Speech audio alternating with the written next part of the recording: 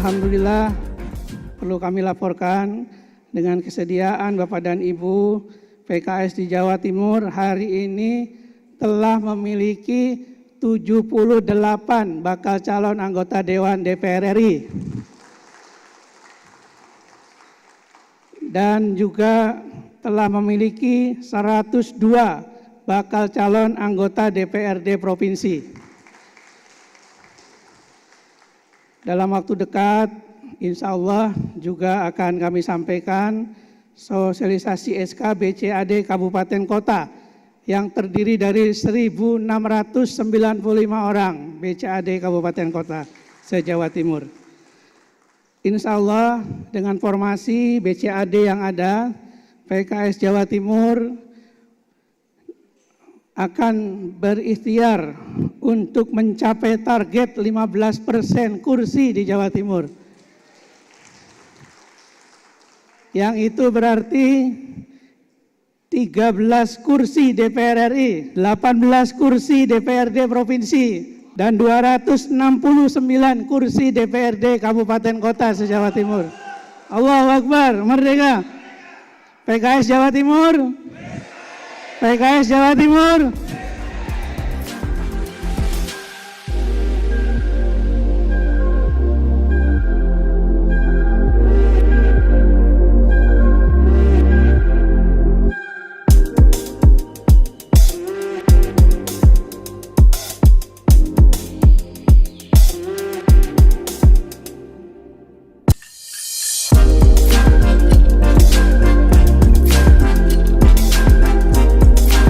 Pemilihan Jawa Timur 4, Endang Wiratni, M. Asrori, Neni Fiantin, Irwan Setiawan, Usman Sahib Rafiq, Julius Agustina. Silakan berdiri.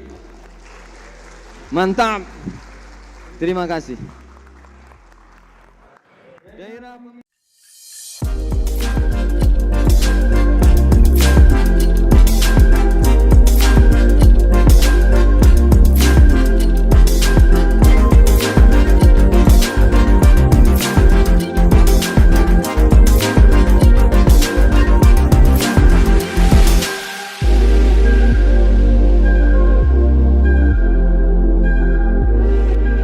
Saya saat menandatangani SK juga saya awali dengan bismillah, membaca sholawat dan berdoa mudah-mudahan Allah berikan kemenangan pada antum semuanya. Mudah-mudahan itu bagian dari ikhtiar awal, sehingga dengan itu mudah-mudahan Allah bukakan jalan-jalan keluar untuk menuju kemenangan pada pemilu 2024 yang akan datang. Insya Allah hari ini tadi sudah disosialisasikan SK BCAD baik DPR RI maupun DPRD Provinsi. Nah, kemudian dilantik juga Kordapil baik di pusat maupun Provinsi Jawa Timur. Semoga ini akan semakin mengokohkan peran-peran kita masing-masing, baik sebagai Kordapil maupun sebagai caleg dan maupun sebagai struktur di partai. Kita berjuang sesuai dengan level kita masing-masing, sehingga target-target yang dicanangkan di dalam Munas yaitu sebanyak 15% kursi DPR RI insya Allah akan bisa dicapai. Existing kita pada hari ini adalah 2 kursi dari daerah pemilihan se-Jawa Timur. Insya Allah target yang antum canangkan mendapatkan 13 kursi untuk DPR RI, mudah-mudahan diberi kemudahan oleh Allah Subhanahu wa Ta'ala. Amin ya Rabbal Alamin. PKS Jawa Timur wiswayahe menang, katanya tadi itu hanya mahzuf ya, jadi cuma wiswayahe maksudnya wiswayahe menang ya. Bapak Ibu saudara-saudara sekalian yang saya cintai dan saya banggakan, pada saudara-saudara sekalian yang sudah menerima SK BCAD, dari sekarang saudara-saudara sekalian mulailah melakukan sosialisasi di daerah pemilihan masing-masing. Walaupun tadi dikatakan oleh Ketua BPW bahwa ini bukanlah SK final untuk didaftarkan di KPU atau KPUD, tetapi dari sinilah akan menjadi dasar insya Allah nanti SK yang akan didaftarkan sebagai calon tetap anggota DPR RI maupun anggota DPRD provinsi, kota dan kabupaten di seluruh Jawa Timur ini. Oleh karena itu, pesan tadi Ketua BPW adalah terus sekarang ini sosialisasi ke daerah pemilihan masing-masing, sehingga nama-nama antum nanti ketika dilakukan survei baik oleh PKS maupun oleh partai-partai yang lain atau lembaga-lembaga resmi para surveyor, insya Allah itu akan bisa tertangkap dan kemudian bisa justru tadi elektabilitas antum semua tinggi, sehingga ini menjadi modal pemenangan bagi antum semuanya pada pemilu di 2024 yang akan datang. Hari ini hingga pemilu mungkin masih ada waktu sekitar 335 harian, ya. Dan ini waktu yang harus diefektifkan menuju pemenangan. Oleh karena itu saya berharap pada seluruh BCAD setelah menerima SK maka bersiap-siaplah membentuk tim sukses masing-masing. Ya. Bentuk tim sukses.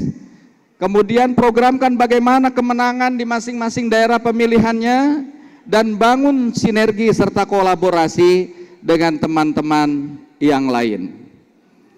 Saya ingin menegaskan kembali, walaupun nanti mungkin ada yang ditugaskan sebagai BCAD adalah pejabat-pejabat struktur di PKS. Saya harapkan tetap membuat tim sukses masing-masing. Ya, siap? Ya, saya sebagai presiden partai, saya kebetulan juga di SK-kan di daerah pemilihan Jawa Barat 7. Maka selain saya berkoordinasi dengan struktur yang ada di bawah, tapi bukan untuk memenangkan diri saya. Saya minta kepada struktur di Kabupaten Bekasi, Kabupaten Karawang, dan Kabupaten Purwakarta untuk memenangkan partai, sehingga suara partai demikian tinggi. Jadi struktur itu tugasnya adalah memenangkan partai. Nah, sementara saya di daerah pemilihan juga membentuk tim sukses, dan tim sukses itulah yang mengarahkan kepada nama pribadi saya. Jadi dengan begitu insya Allah tidak akan ada gesekan-gesekan yang kuat antara struktur dengan caleg-caleg yang satu dapil. Ya, struktur harus bisa berbuat adil. Begitu juga Kordapil tadi sudah ditekankan bahwa harus berbuat adil, melayani seluruh caleg-caleg, jangan kemudian berpihak hanya pada satu caleg saja. Saya juga berharap bahwa setelah ini nanti mungkin akan diikutkan para caleg-caleg ini dalam SKP, Sekolah Kepemimpinan Partai. Itu bagian dari upaya untuk menempa pribadi-pribadi kita agar siap berkontestasi di dalam jabatan-jabatan publik sebagai calon anggota DPR maupun sebagai calon anggota DPRD baik provinsi maupun kabupaten kota. Jangan pernah patah semangat, ya. Waduh, ini kuat banget nih di daerah pemilihan saya. Tidak. Mudah-mudahan juga ikhtiar kita, karena siapa yang nanti ada di Lauhul Mahfuz nggak tahu namanya siapa. Mungkin namanya kita, ya.